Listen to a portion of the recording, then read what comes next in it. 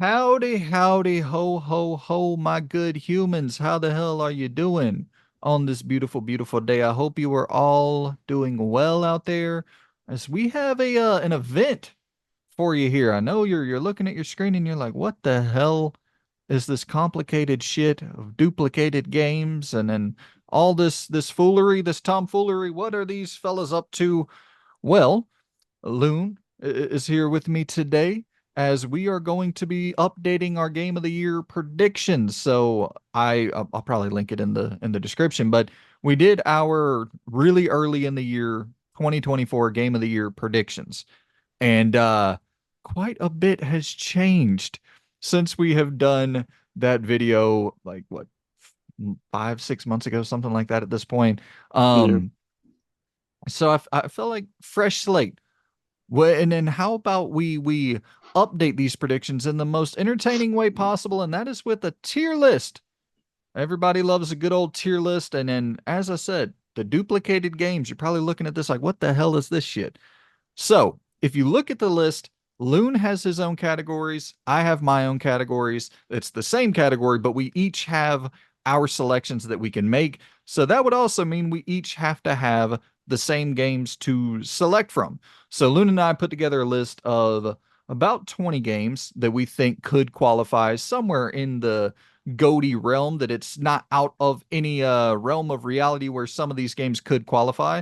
So we're going to go through, we're going to pick our one game of the year, our six nominees, or I guess five nominees, one game of the year, and then our doubtful picks. Now, the interesting thing is we can place these games anywhere on this tier list that we want to at the start, but by the end of the list, we got to whittle it down to one game of the year, five nominees, and then how many ever doubtful, that aren't that don't fall into that. Or maybe we should maybe even add a bubble tier.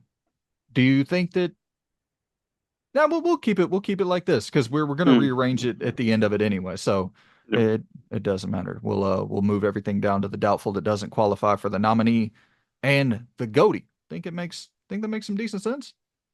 Yep. Uh, Cool. we will be. This isn't the final nail in the coffin. We got one more after this round of Yeah. reshuffles.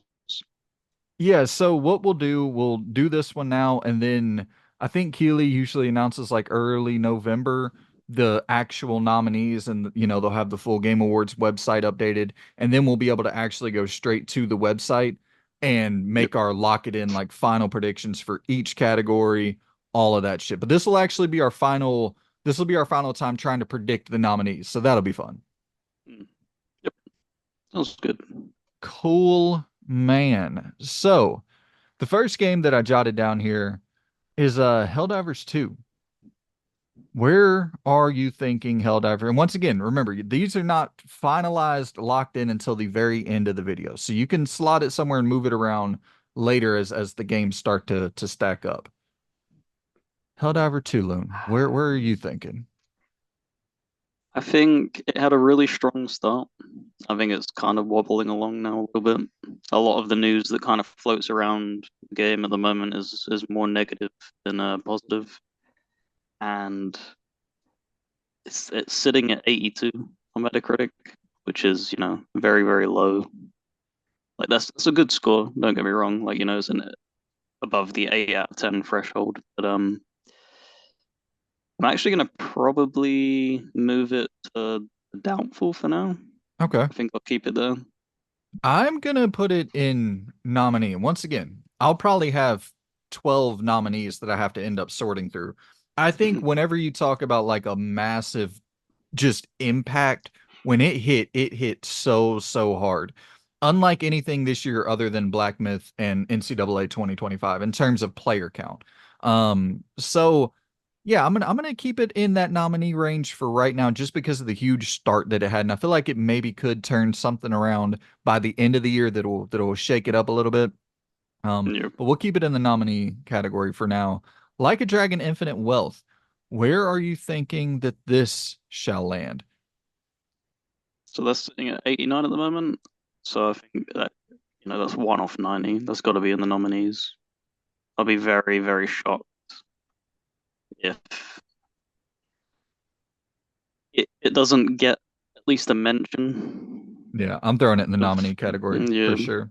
It's a very, very strong entry for the series and a good build off from Like a Dragon. Yeah. And once again, you mentioning Metacritic, like it is important to remember that the Game Awards, we're predicting what'll be nominated at Keeley's Game Awards show and the Mm, Game of the Year at Keeley's Game Awards show. This isn't our personal picks. We'll get to that later in the year. yeah. Um, I'm actually, using the Metacritic score as a more because you think like Helldivers 2 had such an impact, and the reason why I'm putting it in doubtful is because it fell off a bit from the critic side, and obviously they have a lot more power than the say of the people for when sure. it comes to the award shows. So I'm just a little bit more hesitant. Absolutely. And I was also going to ask you, you want to join me for the award like when cuz last year I did my own award thing. You want to hop in for that? Do a collab award show where we give out our own awards? Yeah, absolutely. Shit, yeah. That'll be fun. It'll be way more fun to have two kind of, different perspectives than just me rambling about whatever dumbass The awards I'm year of the giving out. JRPG. Get ready for many awards. It is that, man. It definitely will. So far, we're really we'll get to it, but it seems like a good pickup at the end of the year for Western RPGs as well. So a good RPG year entirely. Mm. Um, Persona 3 Reload. What you thinking on this? Um, it's so because this is obviously we've gone before Elden Ring. It's that thing where if it's a game that already released, you know, do we think that it will qualify? Um, from its own merit, I think it's a really strong game. I would hope that it resonated with the people who fell in love with Persona 5 and didn't really gel with the more older nature of Persona 3 Portal and Golden and the way they approach stuff. So, uh, I'll put it in nominee for now because, like you said, we can reshuffle. Yeah. I'm gonna go doubtful on this one. Um, I it just doesn't seem in terms of the buzz, it doesn't feel Mm, like it really had that big, it didn't feel like that same type of Persona 5 buzz or Persona 4 buzz. And obviously, it's a brand new game, Persona 4 and 5 when those come out. But even like Persona 5 Royal or whatever, it just felt like yeah. that had a little bit more staying power. Um, but you know, I think that when we get to Elden Ring, we'll save that conversation. Dragon's Dogma 2. What are you It's thinking on this? I'll go ahead and tell you mine just to get the spoilers out of the way. going I'm doubtful, I'm assuming. I'm thinking doubtful, man. This, once again, in terms of that conversation, like I love the game. It's probably my game of the year right now, right up there with Dungeons of Hinterberg. I loved it, but it just it for whatever reason, I don't know if it was the monetization elements, which really weren't an issue at all once you actually started playing the game, but it was a big hot button, controversy at the time. And it just seemed like people really soured on this game. I still haven't. I really loved it, but also I do understand and I do acknowledge there's a ton of flaws with this game. And if maybe I was in a different mindset when I played it, it could have not landed for me nearly in the way it did because like the open world's bad. The traversal's not great. The performance is not great. The story is not great. It's just like the best combat you've ever fucking seen in your life. So it's kind of that weird thing. My, the thing that I think of though is a great comparison would be, the original game was up against Skyrim, and you think Skyrim like won Game of the Year awards and stuff, and that didn't have a good story. It doesn't have particularly good combat and stuff like that. Like even great games can have severe flaws, and the counter to that is it had so many flaws at launch that it had a very bad vibe. A lot of people weren't interested in giving it a shot. Well, So and I think also with Skyrim in 2011 or whatever, it seems like some of that stuff's just a little bit more forgivable. But you say Skyrim didn't have a great story. I would kind of say I think Skyrim had a pretty great story. mm, At least in terms of like there's nothing in Dragon's Dogma 2 in terms of any narrative threads you're going to yeah, get out of it. In Skyrim, you can find story there. yeah. Yeah, it's a lot more sandboxy. Uh, Dragon's Dogma's approach of storytelling and stuff. Mine will be going in doubtful as well. I think it was brave of them to go very early on in the year. I think it would have done them a lot of good to not only try and aim for recency bias by putting it out closer to the award show, but also having them months to give them time to polish it up. Like Yeah. that would have helped immensely. And listen, this might be one where I end up bumping it back up to nominee when we get there. I haven't did like a mock draft of this, or I haven't really looked at this and thought about what my picks are going to be at all, other than what we had last time. So I truly don't know how this list will turn out, which is actually the fun part of it. Um, Final Fantasy VII Rebirth. I'll go ahead and throw this in game of the year for now. Once again, maybe adjust it as time goes on, but uh, man, holy shit, people love this thing. People absolutely adore this thing. I think it was sitting at like a 92 or something on Yep, Metacritic. Is that still right? yep. Still Wow. 92. So yeah, even after months have gone by, it's still in the 90s. Like to get in the 90s in 2024 is an anomaly. Like that does not happen often. Yeah. Mine's gonna go in the game of the year as well. I think it realized a lot of its potential that it missed out on in the original remake. It felt like that was like dipping your toe in the water, and this was them actually, breaking surface and going underneath and showing like what you can achieve. It'd be really interesting to see how they wrap that up with a part three. Yeah. Yeah, I mean, Do and you go for hopefully, bigger scale? Do you go for even more mini games? Because it kind of like pushed it to the very end of that scale of have they put too much mini game? Like how a Yakuza game is interpreted from people. Like they're great games, but when you're trying to enter the series and there's so much for you to do, it can be very overwhelming.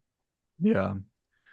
Yeah, I, it seems like we might not have that long to wait for the next game either. They're talking about speeding up development quite a bit, which is awesome. And I imagine having to go from PS4 to PS5 and all that, like the tech switch up in the middle of that developmental cycle for the, entire trilogy. And now I'm assuming the next game will launch on PS5 within the next like 3 to 4 years. So Yeah. hopefully it'll be a clean consistent development process for him over there. Balatro. So I love Balatro. I finished, I don't even know what you call it, but I essentially finished the game. I got the credits to roll or whatever you want to call it. Put about 15 something like that, 15 20 hours into it. I think indie game of the year for sure in that camp, no doubt. I don't know about game of the year, especially as like the rest of the year is the rest of the year's really lining up to be something pretty big. Yep. So I'm gonna go doubtful. I hate it. I love the game, so enjoyable, but I don't know. I don't know about this year if it could make that final six nominee slot. Yeah, I'll be joining you in Doubtful, and that's nothing against the game and knocking it. As you can see in the list, you can probably guess that indie game that I think would any indie game is going to budget and get into that, nominee slot. In the end, I think it'll be instead of Electro. Got you. Um, hey, real quick. You want to try to unplug your microphone and plug it back in? There's Yep, the audio's breaking up quite a bit. sure. All right. Elden Ring Shadow of the Erd Tree. This is a I don't know, man. I'm gonna throw it in game of the year. I really don't. I still haven't worked out how I feel about this. I don't know Yeah, what the hell is gonna happen with this. I wish we like had clear. This will be the year where it's all cleared up, though. Thankfully, yep. because if it's not nominated for game of the year, then nothing ever will. No DLC ever will be nominated for game of the year if Erd Tree isn't nominated for game of the year. I feel strongly about that. So. I'm gonna throw it in GOTY for right now until we get actual clarification. And when we get back to this, when it's actually fully announced, we'll be able to, see the full list to make our lock it in predictions then for what will win game of the year. But for now, I'm gonna throw it in that camp. Yeah, I have to join you in that. You can't. It's sitting at 95. Like you're talking about nine. You're talking about Final Fantasy hitting 92 and stuff like that. This that's sitting at 95. I wish they handled it better. And I mean Keeley, like just coming out and just putting it to bed early. It feels a little bit weird to have this question mark the entire year. It's just very bizarre. Yeah. He should Yeah. have even come out with when it was Phantom Liberty Yeah. because that was in contention and stuff, and people were like, and then he never addressed it either after of saying like it doesn't, Yeah. it won't be getting nominated because of this. I might be crazy, but I almost swear I can remember him saying on one of his Q&A live streams that DLC can be nominated, or that we'll see one year if there is a DLC that can be not. I remember him saying something Mm, alluding to it in some manner, and it's like, fuck, dude. The not that any of this matters at all in the grand scheme of life. Who gives a flying fuck? But it is for the conversation that we're having. It does make this really challenging because if it's not, then these conversations can just be axed. We don't ever even have to think about it again. It's just gone from our mind, like fucking blink, it's gone. But yeah, now it's all the speculation. But I guess speculation's kind of interesting too in its own way. yeah. I like I said, I just hope this will be the year where Oh, it will be. it would have been nice for them to come out with concrete rules though as well before this, considering how big it's gotten. This isn't a small show anymore. Like it's exploded. Yeah. Yeah, So at the very least, we do know that this will be the year. No doubt about it. Like, if Phantom Liberty, you can go, okay, 2023 was so stacked. Maybe Phantom Liberty doesn't qualify. 2024 is much weaker. Erdtree is the highest reviewed game of the year. If it's not nominated, nothing ever will be that's a DLC. Just point blank, simple, and we'll understand it from that point moving forward. And anytime in 2025, whenever a great DLC comes out, we won't even be discussing it because we'll already know. So that'll be nice. A little bit more clarity. Prince of Persia: The Lost Crown. How are you feeling? Do you once again another one that's reviewing really goes damn well? goes into the nominee for me for now. Yeah, When I was like skipping through yesterday and looking like at the review scores to try and help take my choices, sitting at 86, right. like that's one of the highest reviewed games of the year.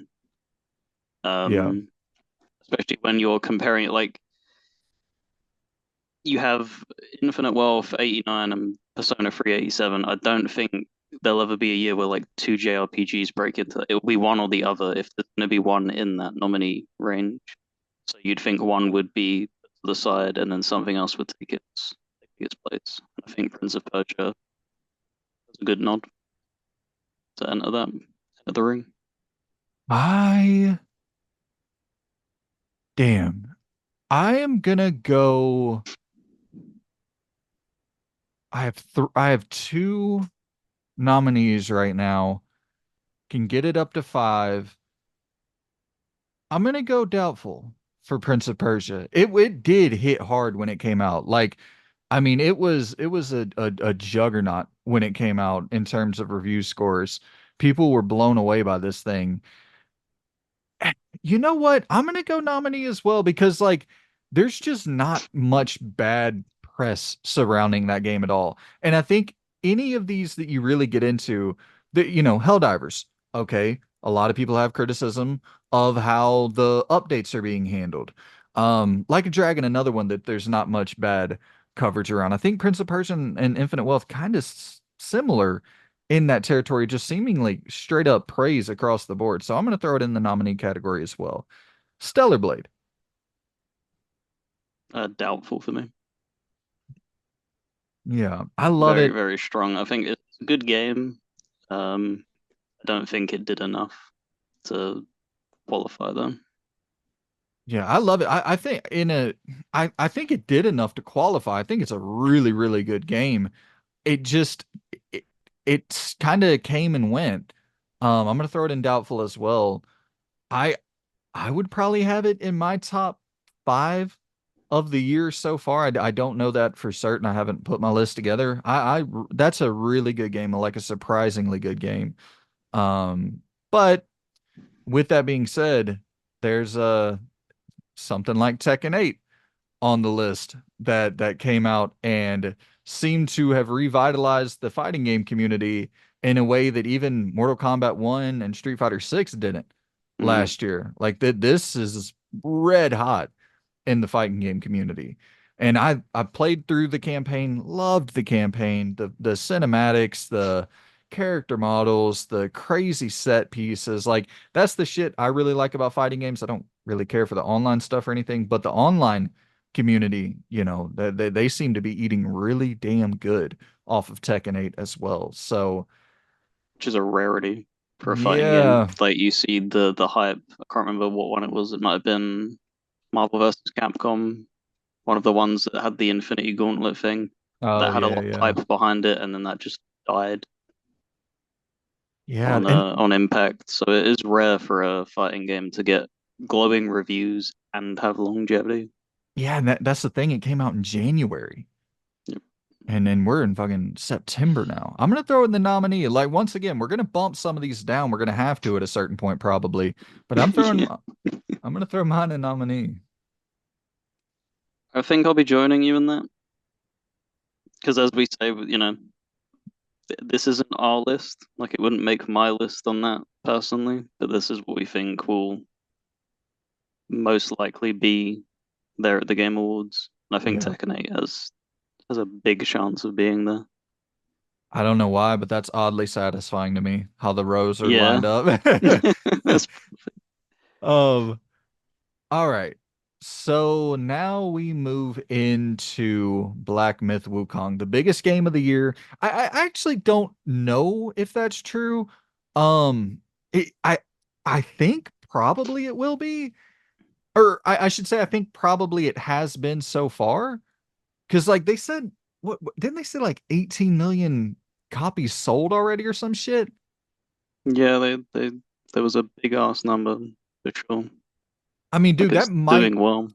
that might outsell college football 2025. Like that is crazy to be to have any game, single player game that's in that caliber up there with the sports games and shit. That's an anomaly in and of itself. This is, Elden Ring precedent. Like that this is sort of in that territory.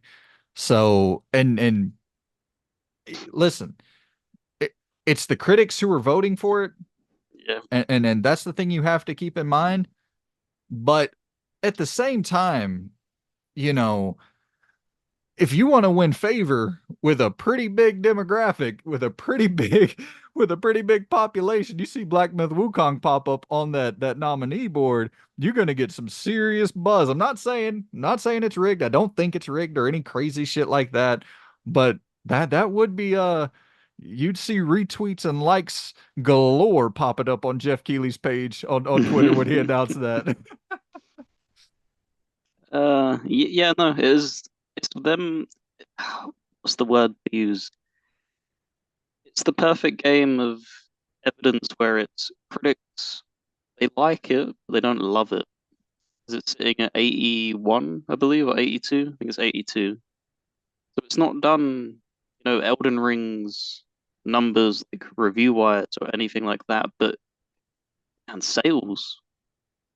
Really, when you break it down, that's the only thing that matters. Yeah. It's killing everything else sales wise. Oh So yeah. that could easily push it enough into the nominee, but I don't know. You don't know. It'd be really interesting to see one of these years, like behind the scenes, like how they do the voting, how they come to their conclusions, how much they put into how well the games sell and stuff like that. Just give like a glimpse. Like it doesn't even need to be like the previous year. Maybe leave it a few years to settle down controversially and stuff. If people are annoyed that a certain game didn't win, and be like, well, here's how we come to these conclusions and stuff like that. I actually agree. I don't think people give enough weight to sales. Like sales are, so damn important. And I think if something resonates with people to that degree, there's something there. You know what I mean? There's something there worth considering. And sure, when you get into your Call of Duties and your Maddens and your FIFAs, then it does kind of become a little bit weird where it's like those are always going to be the best selling games.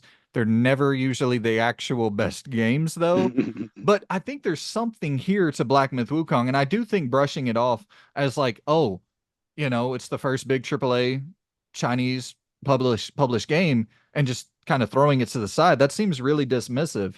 I think there's something more than that. It's hitting hard across the globe. Like it's not just a huge hit in China.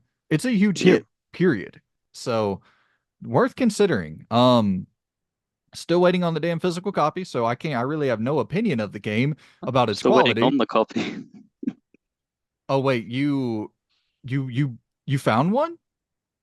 No, I mean it didn't launch on Xbox. But I said I'm waiting for Oh, the copy. right. Yeah, it's not even available on Xbox. Yeah, I see what you're saying. Yeah, whenever they put Nudge, out a nudge.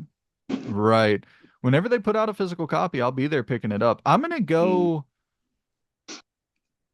go fuck. I'm gonna go doubtful because it does seem like the media is kind of dismissive of Black Myth Wukong. Yeah, I'll be joining you in doubtful. I think I if it was closer to 85, maybe like an 84, 85, maybe it could be pushed into nominee. This is why I've also put Helldivers and the doubtful thing. I think things that are 82 and thereabout, I think they will get heavily dismissed, unfortunately, from the people who are going to be voting. I I wonder how many Chinese outlets are on the board or on the committee that are allowed to vote. I should have looked that up. I'm really not I'm not too sure. Because Yeah, I'm not that sure. could yeah, that could play a massive factor in it. Mm. But now we go to one that is I'll go ahead and lead the way on this. This is, I think, definitely a nominee. And that's Astrobot. I kind of have a feeling this is going to come out and hit around a 9. I think that this is going to be kind of like critically praised to the highest regard. It looks impeccable. It looks so, so good. It looks like the best 3D platformer not named Mario.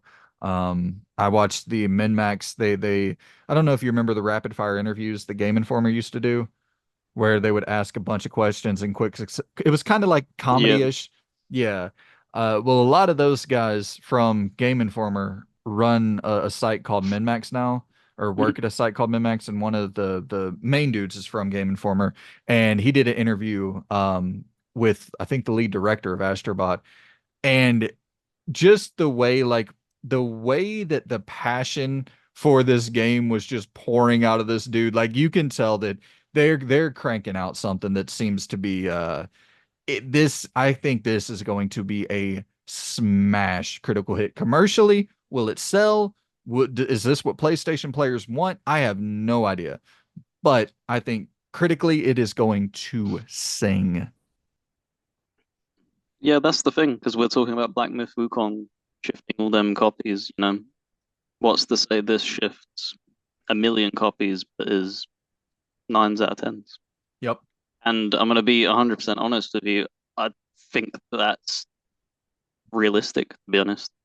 The Yeah. amount of love that they've put into Astro's Playroom, every single tiny, minute detail, you can tell that they love PlayStation, the studio. And not only that, for the base version that comes pre-installed with every single console, Right. they've gone back and updated it and added more. They added like brand new characters. They even have, I believe, there's like a room for the Yeah. countdown of the game's release. Yep. I saw Like, that. there's so much love there. And You there's so know, much passion from the community that is resonating back and forth. And I think that's going to be, it's going to be probably the biggest platformer we've seen in a very long time that isn't named, like you said, Mario. right. You know the funny thing you bring up there about the community and the passion, where a lot of that passion stems from is the fact that everybody who owns a PlayStation 5 has played an Astro game, or had the chance to. So you have Yep. 65 potential million players who are able to play this game at no added cost. So now when you release a full price game, you have an audience of potentially 65 million people who have some knowledge of Astro now. Of course, it's not going to sell 65 million copies. I'm not saying anything crazy like that. But before, where Astro, VR sold like 100,000 copies or less, this has now reached mass market appeal where it can potentially sell 5 million copies or more. Right? Probably not more, but I think it could cap off around like 5 million copies sold, which is a huge hit for a platformer. No, for sure. So, Mine going straight in the nominee as well. yeah, Um,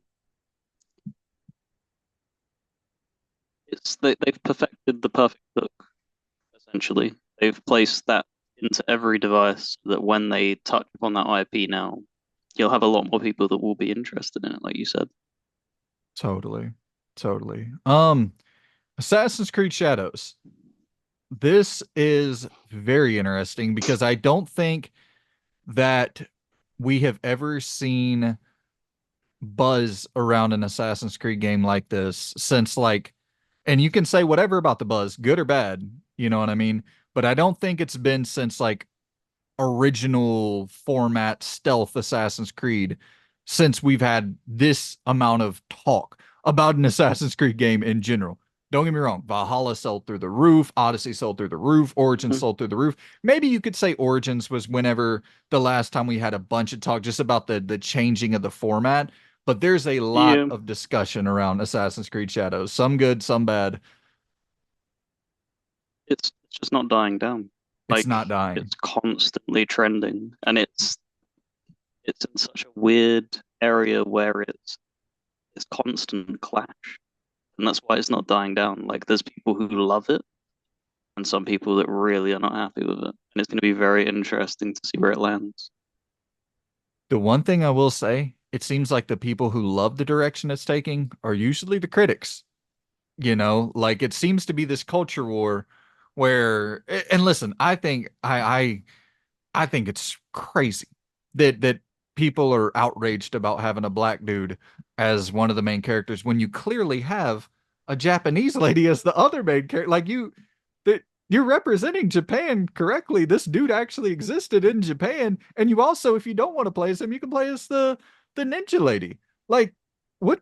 Why? Where's the contra? Like, there should be this shouldn't have blown up into any sort of controversy, but what happened is now that the critics kind of got behind this thing, rallied behind it, is there any sort of, you know, kind of built-in bias in favor of Assassin's Creed Shadows for the critics? Do you think that's a possibility? Like, even if it is the typical Assassin's Creed format, which to be fair to the actual quality of the game, I don't think it's going to be just the typical Assassin's Creed format. Like this looks to be pulling from Splinter Cell, and this looks to be pulling from a lot of different angles that Assassin's Creed does not really lean towards.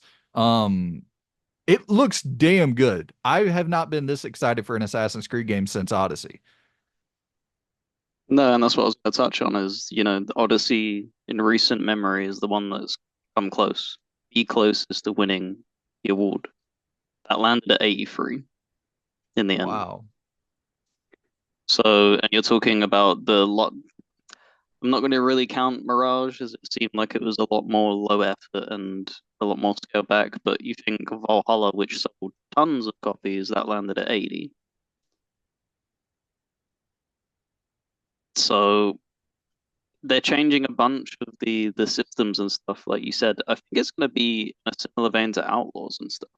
How it's trying to do a lot more as well with these different systems instead of just playing it entirely safe. I think they are trying to shake things up a lot more and make the gameplay loop a lot more engaging by the looks of it. The thing is I don't know if that's going to be enough to get it into the nominee. Because if we're talking about Odyssey being, it's your favorite, right? Yeah, for sure. Assassin's Creed. This is the team that made Odyssey too, though. Yeah, So, and that's what I mean. So if that landed at 83, how often do we see something go from an 83 to like an 88? Like it's mhm. very, very rare. Like if I think the best case scenario for this, it drops to like an 85. I think that's best case scenario. So you're going doubtful. I think it's going to have so much controversy surrounding it. I think they would, yeah, it's got to go doubtful. See, that's the weird thing though, because it's like, can the controversy somehow help it?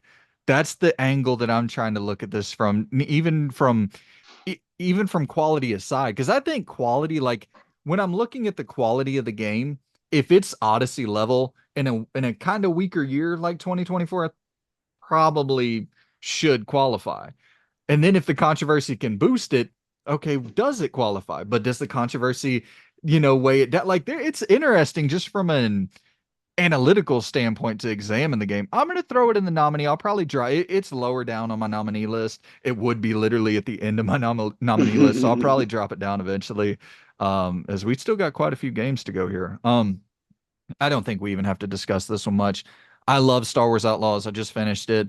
Um, it gets so much better as you keep going on, and whenever you start doing the side quest shit, and you don't have to deal with the forced stealth, that's a huge mistake, man. I can't believe that they leaned so much into that forced stealth stuff. But regardless, we'll get into that at the ranking at the end of the month. It's doubtful. It's not gonna. It won't be nominated for sure. Yep, same for that.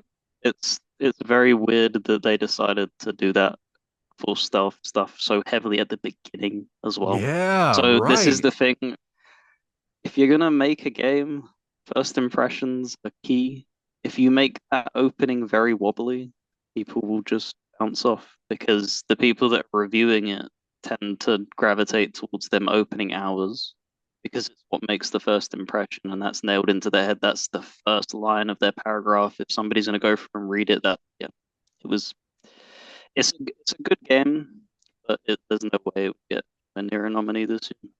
And I hate to be that guy and shit on critics, but if we're being honest, a lot of critics they're not the best about finishing their games, like but to be fair, if I got review codes for everything and I didn't have to cough up my own money for it, it'd be a lot easier for me to put a game down as well. Where like with Game Pass games, I'll jump off those in the quickness because like, I don't care. $20. That's all the all I'm losing is my monthly $20 fee, and I'm probably playing something else as well. So nothing's lost. So I get it, other Yep. than if you're reviewing the game, then you got to fucking finish that thing, which we're different topic for a different day. But Stalker 2.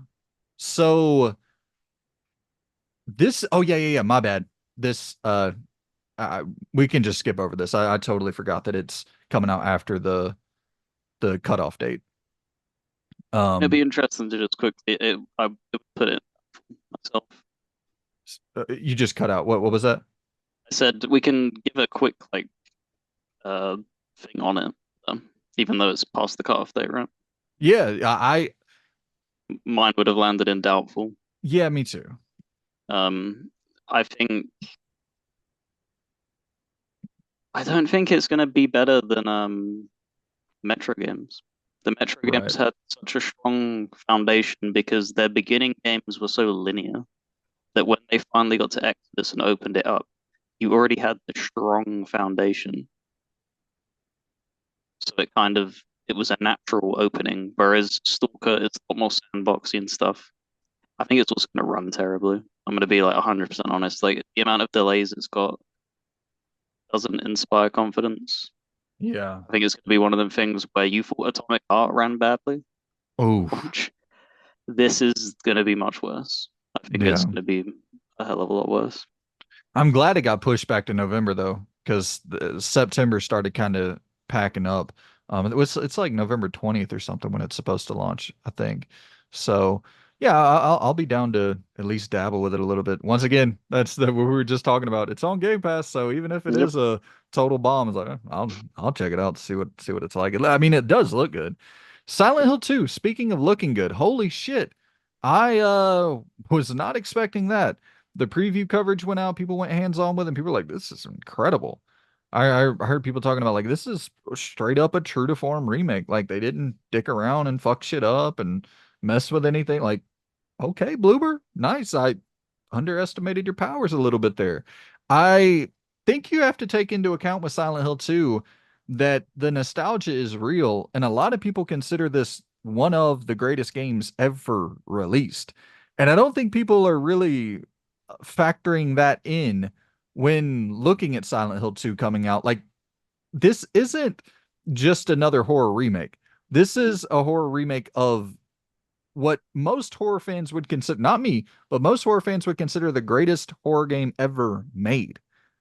Like, and if it's actually living up to that, dude, I don't know. I don't know if it'll be nominated. I'm gonna throw it in doubtful because I just don't know. I don't get the feeling that this is a remake kind of year. Yeah, I also think I don't think it has as much pull as Resident Evil Oh, of for course not. modern culture. Like even if it comes within touching distance of like the RE2 remake, I still think it will be a few pegs below it. Unfortunately, I think it has a very very devout fan base, but they are. I don't think they realize how much smaller they are, unfortunately, in comparison to Resident Evil. Oh, there's no doubt about that. There's So no doubt. Doubtful. we're yeah, I'm hoping it does really well because it'd be good to see, Silent Hill come back. We need somebody to be testing Resident Evil, otherwise they will get complacent. So Totally. Yeah, and if it comes back and it makes a big splat, like I'm so excited for it. I'll definitely be playing it. Metaphor, ReFantasio. I, dude, I'm going nominee. I think this is going to hit really, really hard. Like, I know the marketing is not really, it doesn't feel like this is a big release that's coming out for whatever reason. Like, you don't see it a lot, and it's right around the corner, like 2 months well, away. it on official channels, yeah, but the big like JRPG coverage and it's been going around and it's been red hot. I'll say that. Like the people that cover Atlas content, they seem to be very very happy with it. Um, the only thing I'm hesitant of it is it's a new IP. It's so hard to convince people to get invested in new IP, even if it is Atlas. And you're Loon, talking about a year where Atlas has done wonders. Like all their stuff has been amazing that they've put out.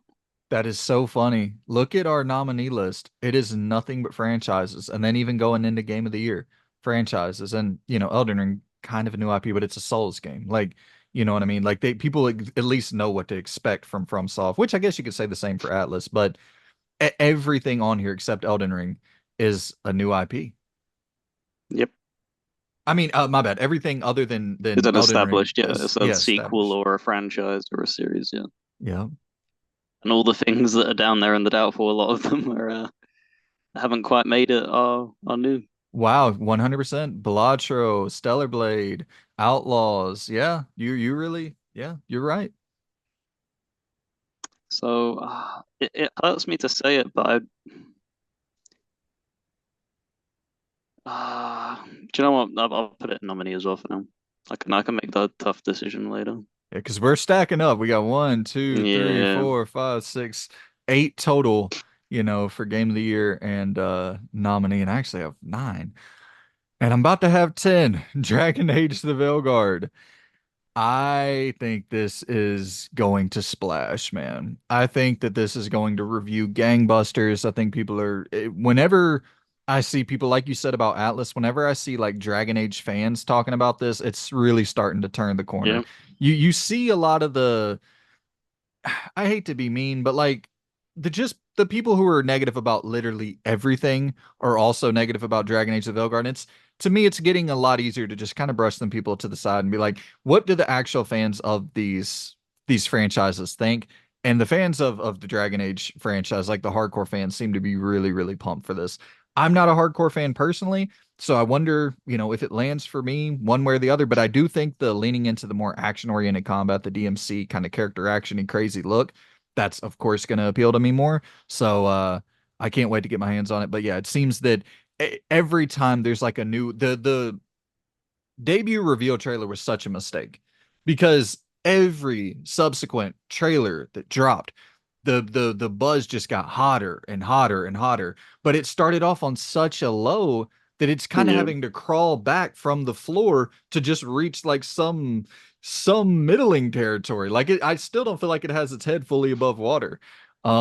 But yeah, I do think when it comes out, it's going to be like this. Holy shit! I can't believe it's that good style phenomenon. I hope so. I really hope so. Um, but I'll be a little bit more negative. I think it's gonna fall into doubtful for me. You're talking about Dragon Age Inquisition one game of the year, right? Yep. That year. Hmm.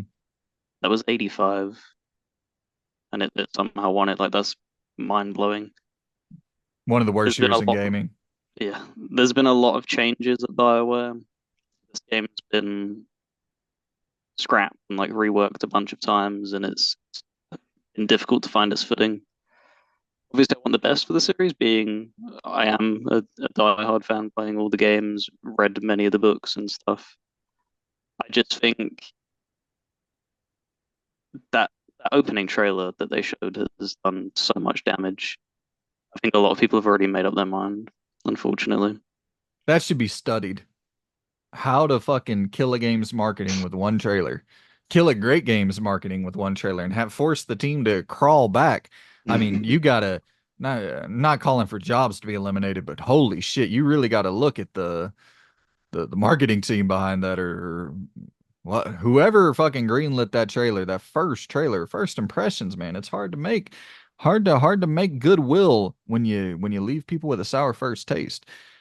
But Yeah, something that we've had plenty of tastes for over the year. A new Zelda game's coming out. One thing we do know is that that name holds some damn weight, and it seems like anytime a Zelda game releases, it's in contention.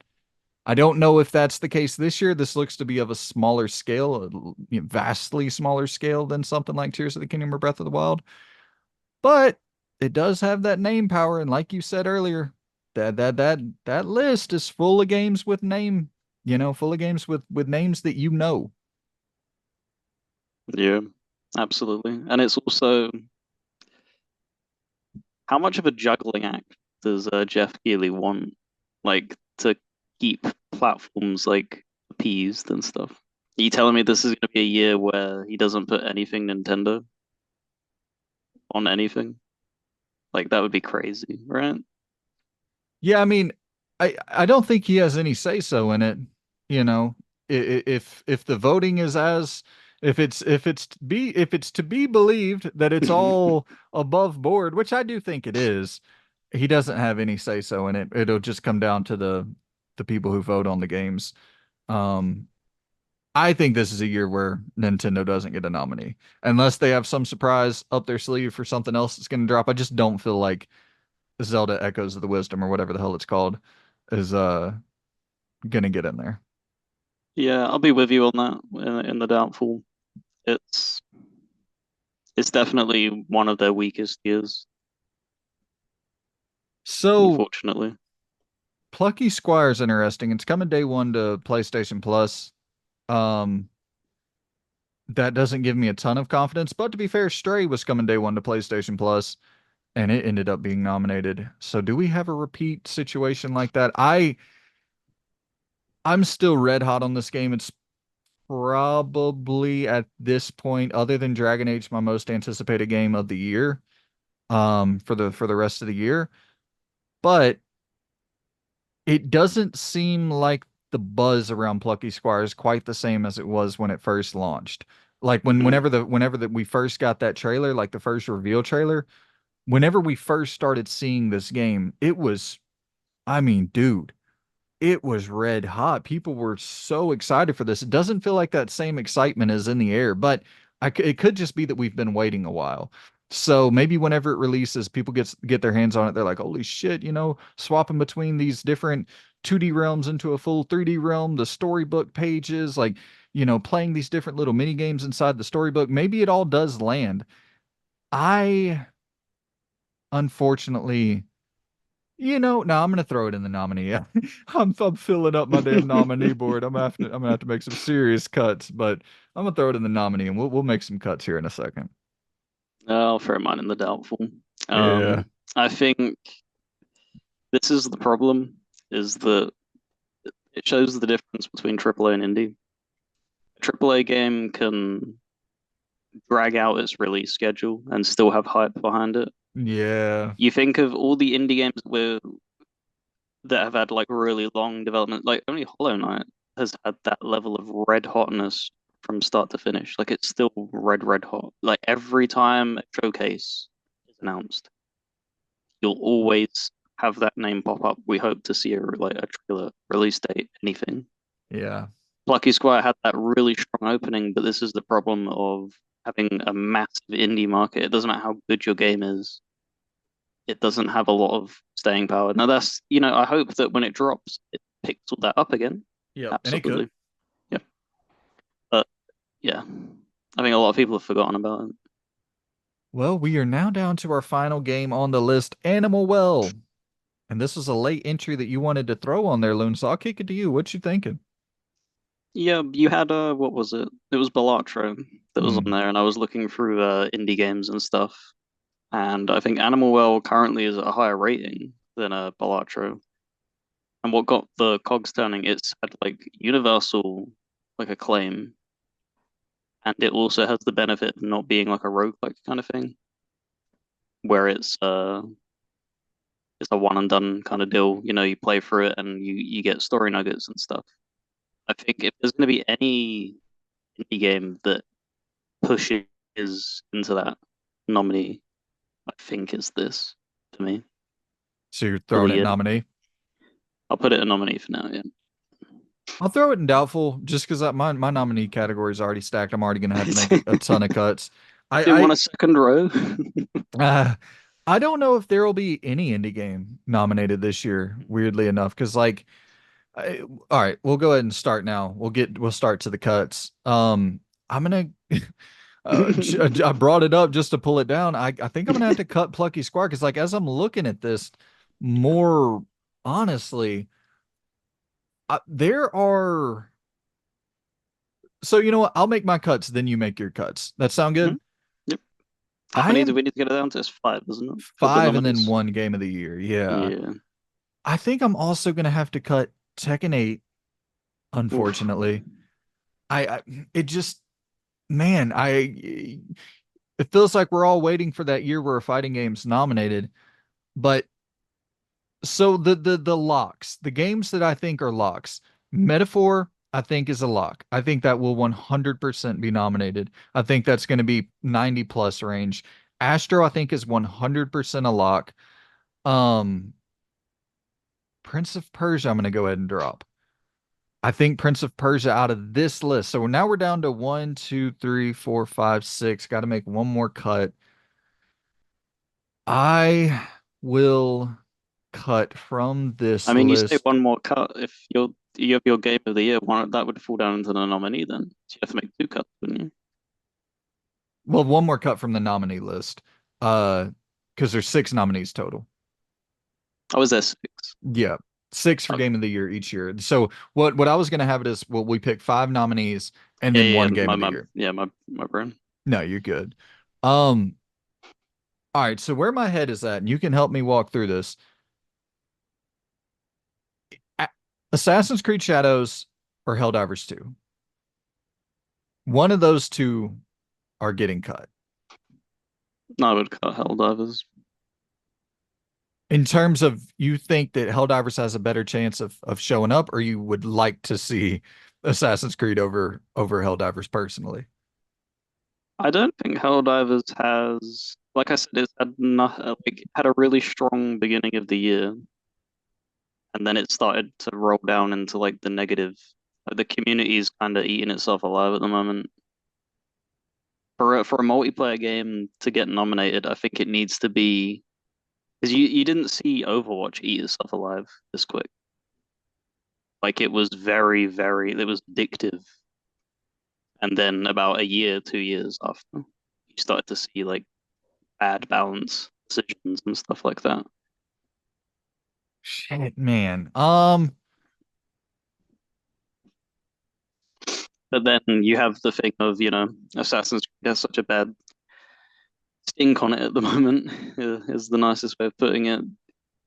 Does that end up really heavily impacting its Metacritic score? Because, we don't know who these people are that are reviewing it. Do they actually like the series? Do they care for it? Are they going to review it fairly, or is it going to be something where I saw a few review outlets give Wukong some questionable, Oh review yeah, scores and things, and it's just like I think you're just kind of fishing for for people sure. there to get engagement. So I see that happening with Shadows. I see that happening more with Shadows than you would Helldivers. So it is a really difficult thing. For me personally, I would drop Helldivers though.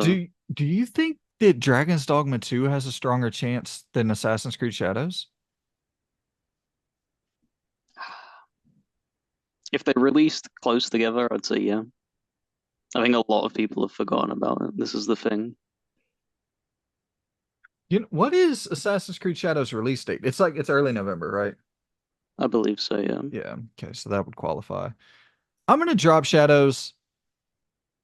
I all right, one, two, three, four, five. Now I'm debating, do I drop Helldivers? I almost want to drop Helldivers and bring back Dragon's Dogma 2 or Plucky Squire. Personally, I'd love to bring back Dragon's Dogma 2. I'm going to leave it as it is for now, and I'll let you go over yours, and then I'll think about mine more. So go ahead and then you tell me what to cut from your nominee list, and I shall cut it Persona 3, I think that's good. for sure. I think. Oh, I'm gonna go the opposite. I think Metaphor gets cut. Ooh, okay. So now you got your Uh, five, and then your well, that's the thing also, because we would have to drop one of these Game of the Years down into nominee territory if Elden Ring is eligible to be nominated. That's the fucking bummer. Um, but I should guess we keep under that? Should we just keep that? say what? I think people can kind of piece that together. Well, we don't really need to cut either of the Game of the Year things because it would be, if it is Game of the Year, it's Elden Ring. So we can keep them up there, but then drop I don't think so, one man. more nominee. Or do I you think don't you think need to be so. very brutal? I because here's the thing. I don't I think Final Fantasy VII and Elden Ring are a toss up for Game of the Year, even if Elden Ring is eligible. So I think we right now here's the handshake agreement we'll make. If you're willing, I can't force you into this handshake agreement. I think right now we live under the impression that Elden Ring is eligible. And then Okay. whenever if we realize it's not, obviously at that point we'll go back and adjust this. But like right now, we'll stay under the illusion or belief that Elden Ring will be eligible. And we got to make our pick based off of this knowledge that we have that's not even fucking real knowledge. Easy then. Easy then. Prince of Persia gets dropped, and then Final Ah, Fantasy drops into nominee. that's yeah, that is a easy pick for you. Damn. I think I think I'm in the same boat. Yeah, Helldivers gets dropped, and then Final Fantasy falls into the nominee category. So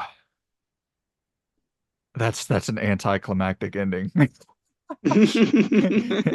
Elden Ring reigns supreme as everybody believed it would. Okay, so now this is how it's looking. Very little variety in our list here. Game of the year for Loon is Elden Ring Shadows of the Erdtree. Game of the year for me is Elden Ring Shadows of the Erdtree. Once again, what we're predicting will win Game of the Year, not what we want to win Game of the Year, not what we would vote for, yada yada yada. Um, but okay, no. That's yeah. We're living under the rules of Elden Ring as being eligible for Game of the Year. So now go It ahead. helps. It helps we'll be doing that extra video when things Yes. are fully cleared up. If that wasn't the case, I think we'd have to be very brutal and slam shut whether or not we think it is eligible or not. Yeah, for So we sure. can be a little bit loose for now still. Yeah. Yeah, because if we're predicting if something is or is not eligible, like I don't know, that's maybe that is more fun. I don't know. Regardless, so your nominee list, you have Final Fantasy VII Rebirth, Like a Dragon Infinite Wealth, Tekken 8, Astrobot, Animal Well. Those are your five nominees, and the sixth nominee obviously would be Shadows of the Earth Tree. My nominees are Final Fantasy VII Rebirth, Like a Dragon Infinite Wealth, Astrobot, Metaphor, and Dragon Age the Veilguard. We actually have pretty good variety in the nominee category. Only three. We only share three similar picks. So yeah, I think that's you locking in those Yeah, nominees.